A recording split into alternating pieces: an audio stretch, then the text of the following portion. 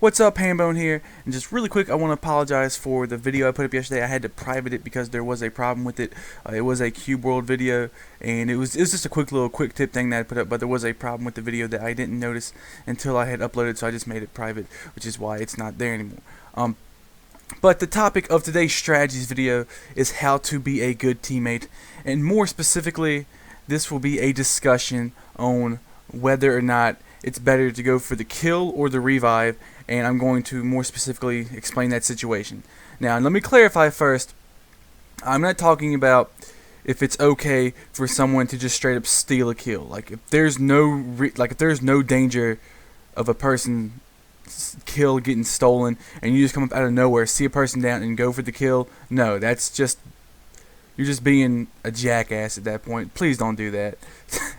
Like that's just rude, really. Don't do that. That's just, yeah, enough said. Anyway, what I'm actually situated I'm trying to get to is more or less when you are next to a teammate.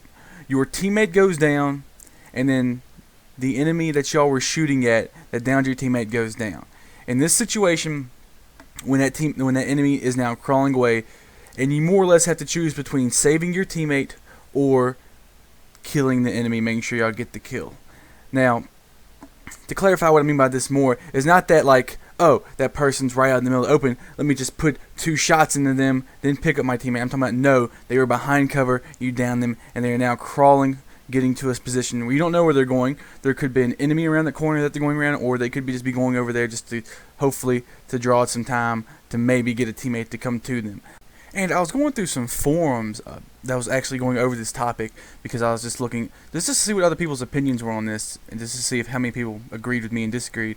And the number of people that actually had the opposite opinion in mind was overwhelming, in my opinion. Like, it was way more than I thought it was. In fact, I'll say on the 2 forums that I went to, the opinion for getting the kill over going for the revive was much higher than getting the revive and maybe letting the kill get away.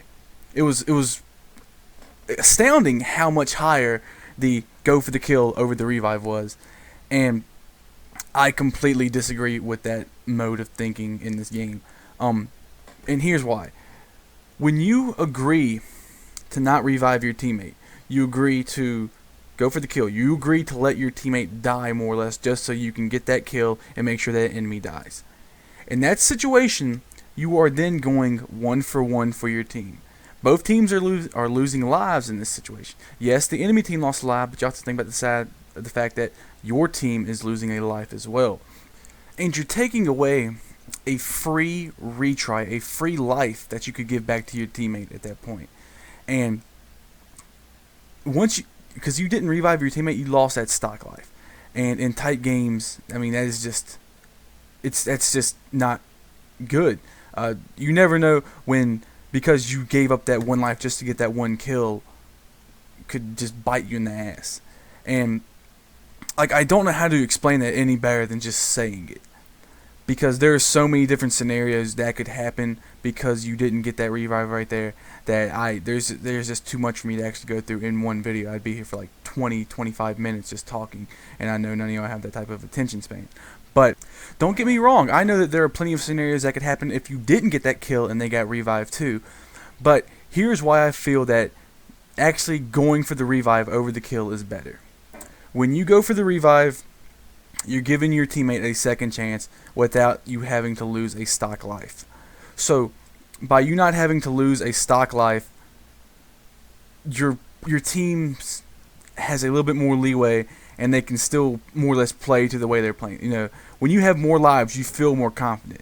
When you have less lives, you know, you're kind of like, oh, we're down to like 10 now. You know, maybe we're down to like 8 or something. You're like, oh, we need to start slowing it up now. Maybe we need to slow up our play style. And you get out of your comfort zone, I guess is what I'm saying. And then at the same time, when you revive your teammate, you're allowing you and your teammate a chance to rather win a 2v2 and hope that you're better than the other two, or the enemy doesn't get revived and then your enemy has just lost life and you haven't lost any. So I know there's always, you know, statistically speaking, there's so many different scenarios that could happen when this happens. You know, there could be a scenario where there might be two people that come over there to help revive that teammate. I don't know. But you're still giving yourself and your teammate a better chance to win that fight. And even if it was two over there went to revive him, if you revive your teammate, you're then in a 3 versus 2. And statistically speaking, that's much better than a 2 versus 1. Because instead of having 2 people to deal with per person, when it's 3 versus 2, technically you have a 1.5, 1.5 people to deal with per person. So you're giving yourself a better statistics advantage from that standpoint too. So I don't know, I just felt like this was something that needed to be addressed, because I know when I play, a lot of people will go for the kill almost always, and I understand. I guess in certain situations I can understand it, but you know, example being like when someone has a Molotov and they see the teammates getting ready to get picked up, they'll run over there, Molotov, get a double, and then boom, they're happy they got a double kill. And even though we lost life, the enemy team did lose 2 lives, so it just went 2-1, which in that scenario, you know, that's understandable. But I don't know, I was just trying to get across the fact that a lot of people play that way where they go for the kill, and I'm assuming that most people do it because they want to get the kill, they want the enemy team to lose, and they're not doing it just because they want to increase their stats in any kind. Because there are people that do that, and this video isn't really directed or about those people.